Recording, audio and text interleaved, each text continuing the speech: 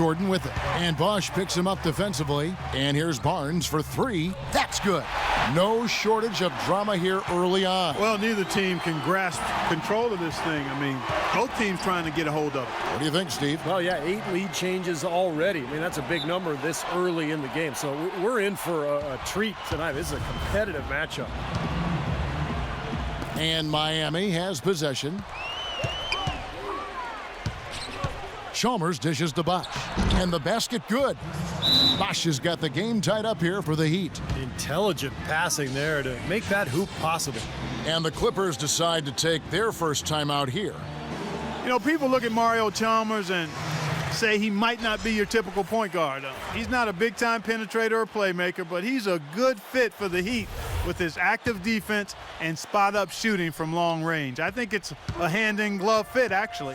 The Heat making a switch here. Wade's checked in. Let's go quickly over to Doris Burke for an update.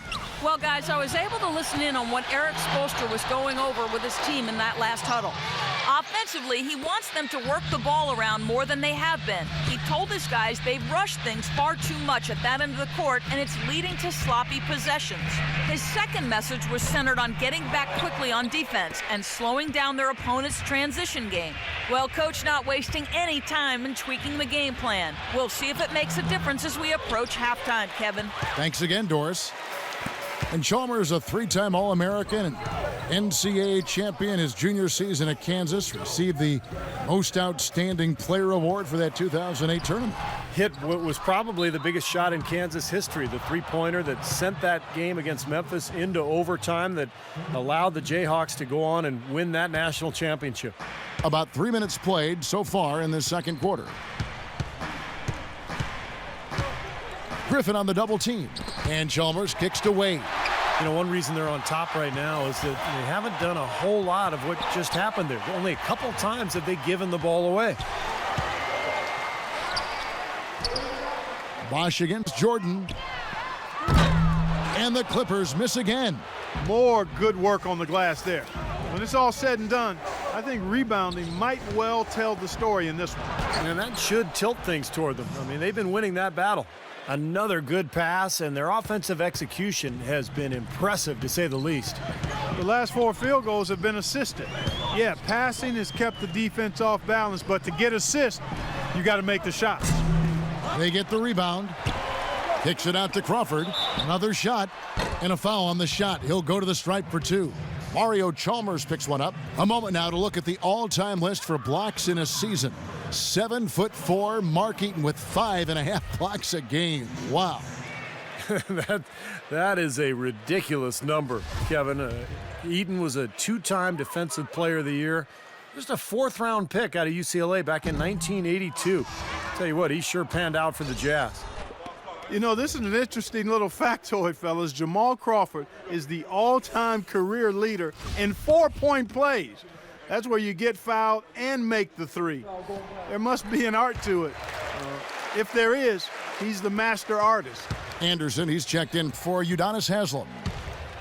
Now, here's Chalmers, averaging 10 points per contest.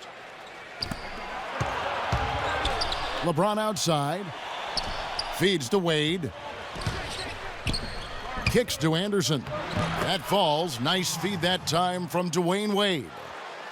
Anderson's got his second bucket of the game to go.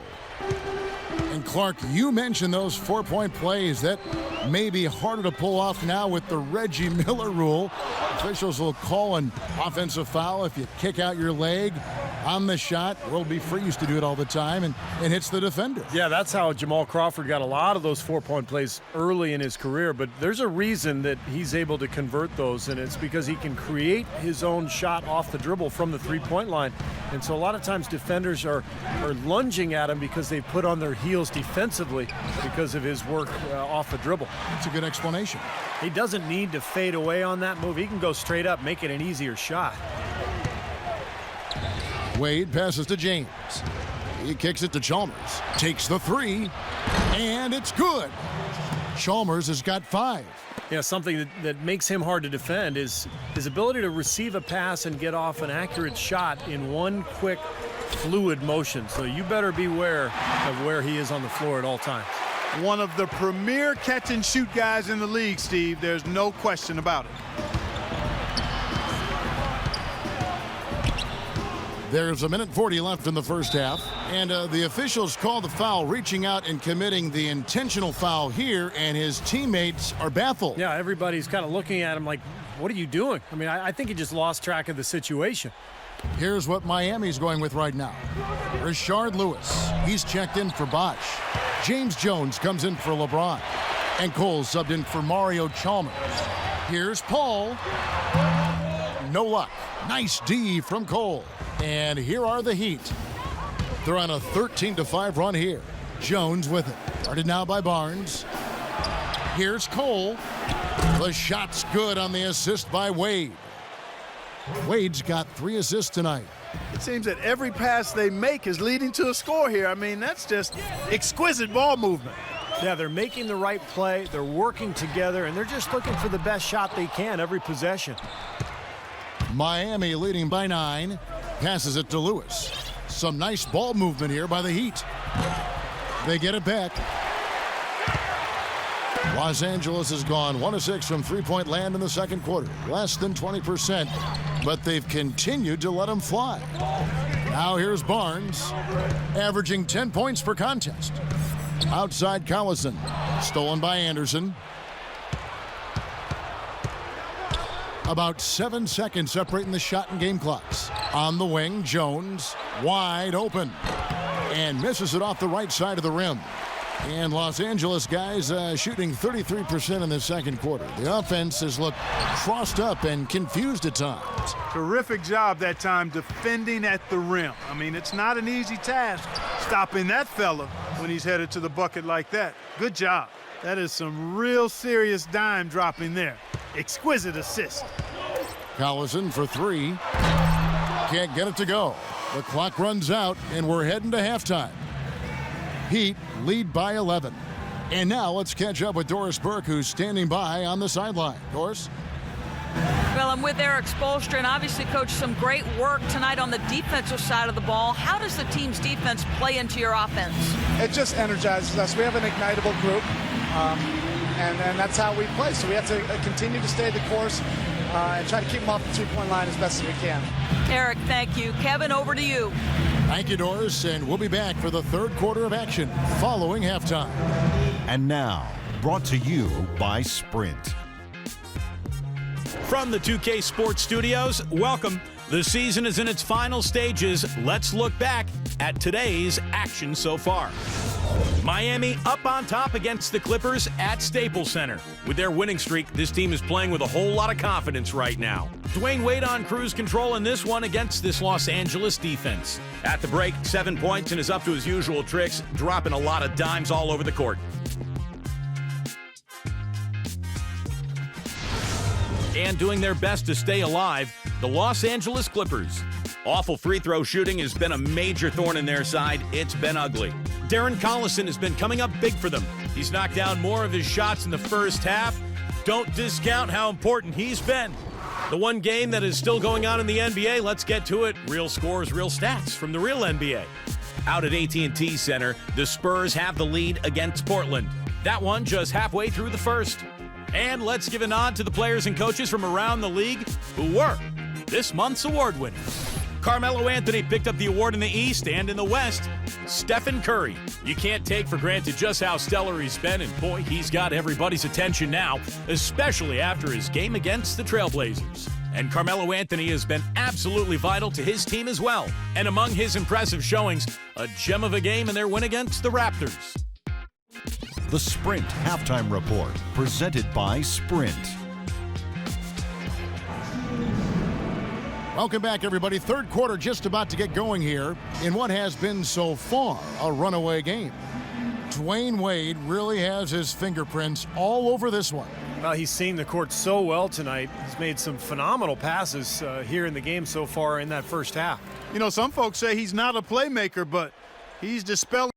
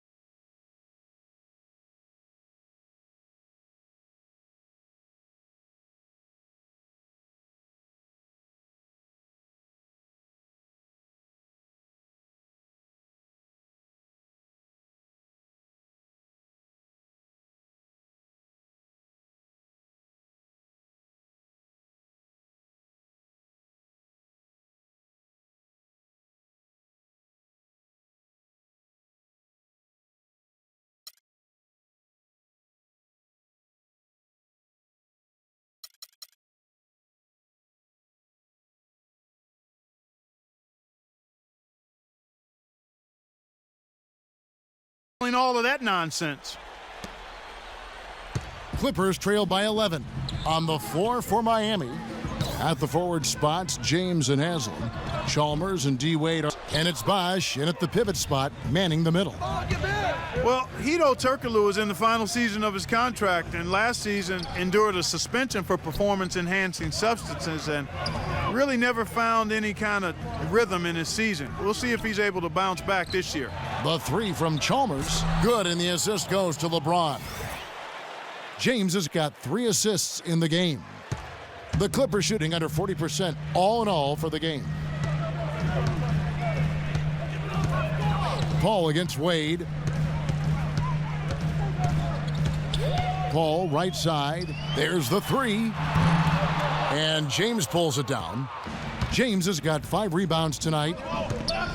Clark, you mentioned the positive test for Turkoglu. The league now implementing tougher testing measures for the players. Yeah, incorporating blood testing. There's been a feeling that it was a bigger issue in other sports and that NBA players weren't using performance enhancers. I think that's generally the case, but you might as well have a system in place to assure that that is right. And the jam by Udonis Haslam. Well, the lead isn't getting any smaller. I mean, this is an incredibly well-rounded performance for this club on the road. You know, that's the thing, Steve. To dominate as they have in front of a hostile crowd, really impressive. Now here's Paul. He has 6. Davis kicks to Granger, over Chalmers, and there's Granger. That's good on the assist by Davis. Granger's got 5 now. And they get one to go now after missing their first 3 shots. Maybe this will kick them into gear. Now a timeout called by Miami. Boy, you look at Glenn Davis out of LSU, guys, and he might have made one heck of a left tackle in football. 6'9", close to 300 lbs. He's as strong as they come, and yet surprisingly as quick-footed as any big man in the league. Jared Dudley's checked in for the Clippers. Let's find out what Doris Burke has for us. Guys, over that last break, I listened to Doc Rivers address his team. He wants to see a more open, aggressive approach offensively. He told his guys they're playing it too safe, trying to be too precise. Well, they need to make something happen before the start of the 4th quarter, and maybe those changes will do the trick, Kevin. And as always, Doris, thank you. And Glenn Davis, an improving rebounder in recent years, and Stevie uses his size well defensively. He's tough to back down. He's got a barrel chest, strong legs. Offensively, he's not a guy who finishes over the top, but he's crafty in the way he can go through bodies and kind of find ways to get the ball into the basket. D there, guys, was pretty much non-existent. I mean, you can't leave a good shooter like that open.